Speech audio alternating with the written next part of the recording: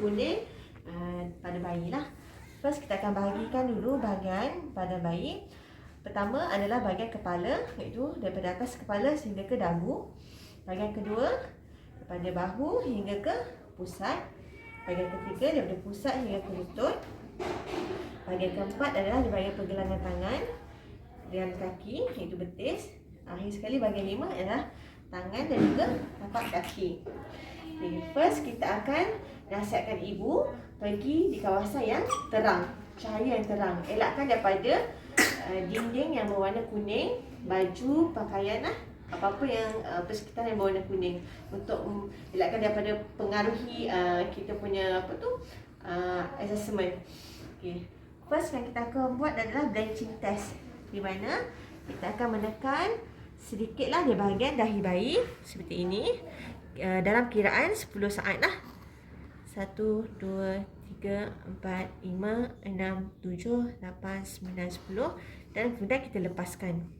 Dan kita akan lihatlah terdapat pertukaran lah color pada warna kuning ke color asal lah, iaitu warna merah. Okey, kurang pada 10 saat. And then kita beralih ke pada bahagian pipi. 1, 2, 3, 4, 5, 6, 7, 8, 9, 10. Okey, kita akan lihat perubahan color. And then kita pergi pada bahagian dada. 1, 2, 3, 4, 5, 6, 7, 8, 9, 10. Dan kita lepaskan. Okey, dan kita pergi pada bahagian pergelangan tangan. 1, 2, 3, 4, 5, 6, 7, 8, 9, 10. Okey. Dan terus pada bahagian perut. 1, 2, 3, 4, 5, 6, 7, 8, 9, 10. Okey. Jadi pada bahagian kaki. 3, 4, 5, 6, 7, 8, 9, 10. And then pada bahagian lutut. 3, 4, 5, 6, 7, 8, 9, 10. Dan last sekali di bahagian pergelangan tangan. 1, 2, 3, 4, 5, 6, 7, 8, 9, 10. Alright. Selain itu, pemantauan yang perlu kita lakukan adalah di bahagian dalam mata. Okay, kita boleh lihat bahagian mata baby. Okay, ada kuning ataupun tidak. Ataupun kita akan periksa lah najis, iaitu kencing, pengeluaran kencing, warna kencing dan juga najis. Stop. Okay, Puan Tira, tadi saya dah buat pemeriksaan ke atas bayi Puan. Kami dapati memang terdapat jaundice lah, kekuningan pada bayi di paras dada. Okay, selanjutnya kami akan nasihatkan kepada ibu untuk terus bawa bayi pergi ke klinik ataupun kecemasan lah, kecemasan, untuk membuat pemeriksaan darah lah, untuk mendapatkan rawatan selanjutnya. Sebelum tu saya nak tahu lah, nak tanya Puan, sebab kebetulan ini anak pertama kan, Puan tahu tak jaundice apa? Tak.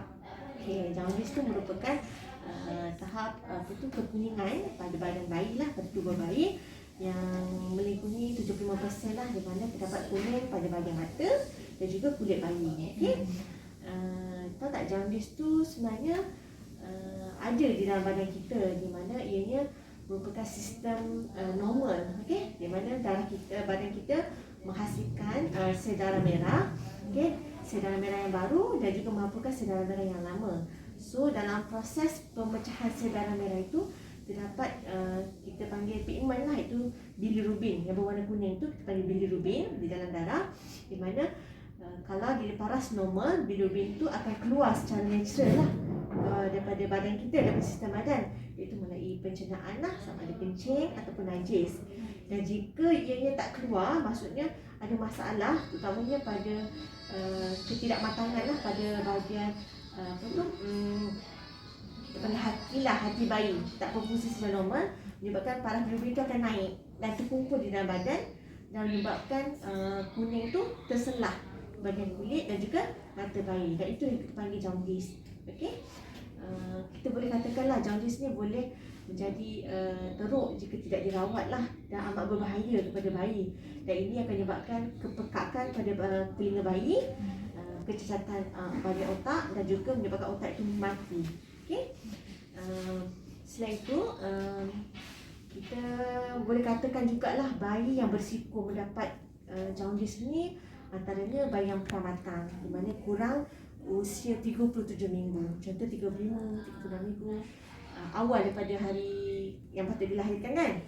Itu akan menyebabkan risiko tinggi.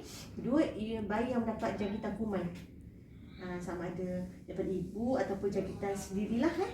Dan yang ketiga, bayi yang tidak serasi dengan proses kumpulan darah ibu tu sendiri. Contohnya ibu tu ada risas negatif dalam antibodi darah dia, ataupun ibu tu daripada kumpulan darah O, pun menyebabkan bayi tu risiko tinggi untuk dapatkan jaundice. Okay. Selain itu Puan, kita boleh juga nasihatkan pada bayi, pada ibu dan juga ayah kat rumah, kita boleh buat pemantauan sendirilah. Okay. Macam mana kita nak tahu bayi kita ni jaundice atau tidak? Bayi secara automatik ni selepas lahir memang akan mengalami jaundice dalam masa 24 jam paling cepat. Okey. So mak dengan ayah perlu sentiasa berwaspada lah dalam masa 24 jam tu dan minggu pertama selepas kelahiran. Dan selepas 14 hari pun bayi boleh juga mengalami jaundice. Itu kita panggil prolonged jaundice. Selepas 14 hari pun boleh dapat jaundice. Okay, cara-caranya kita boleh lihat bayi kurang aktif. Bayi tu tidur je sepanjang hari, tak menyusu, kurang kencing. Ini kita akan lihat kan, masa cakap tadi, kulit dengan mata akan nampak warna kuning. Itu yang terselah lah dia punya jaundice-nya. And then kencing pun kurang, kita boleh tengok. Ataupun kencingnya ada, cumanya warnanya pekat, warna teh kuning yang pekat tu. Okay? Najis pun kita boleh kelihatan warna kuning. Okay? And then selain itu kurang menyusu lah saya cakap. Memang kita patutnya bagi menyusu on demand kan. Sentiasa bagi ikut keperluan. Kadang bayi tu tak nak, terpaksa kita kejut sebab dia dah tidur, dia dah kurang aktif kan, dia lemah, dia tidur, dia tak nak menyusu. Okay. Selalunya macam ni kita akan nasihatkan ibu untuk terus pergi buat lawatan, pergi ke unit kecemasan lah untuk dapatkan pemeriksaan. Okay. Selain itu kalau masa nak buat ujian tu macam saya tunjuk tadi lah, kita akan buat branching test lah. Puan boleh buat sendiri kat rumah setiap hari. Buat di bahagian tingkap lah, bahagian pencahayaan yang lebih cerah macam ni, ataupun di bawah lampu, dan elakkan persekitaran yang berwarna kuning, supaya tidak mempengaruhi kita punya assessment lah pada kulit bayi. Okay. Ada soalan untuk tanya mengenai jaundice? Masih tak ada lagi lah. Adalah. Cumanya macam saya cakap lah, hanya susu ibu saja yang boleh mengawal keterukan jaundice tersebut. Okay. Puan bagi je menyusu setiap masa. Maksudnya baby on demand tu maksudnya kita dengan mak room in together, baby room in together, and then menyusu je. Selagi baby tu nak, kita bagi je breastfeeding. Okay. Terima kasih Puan sebab memberi kita sama. Okay.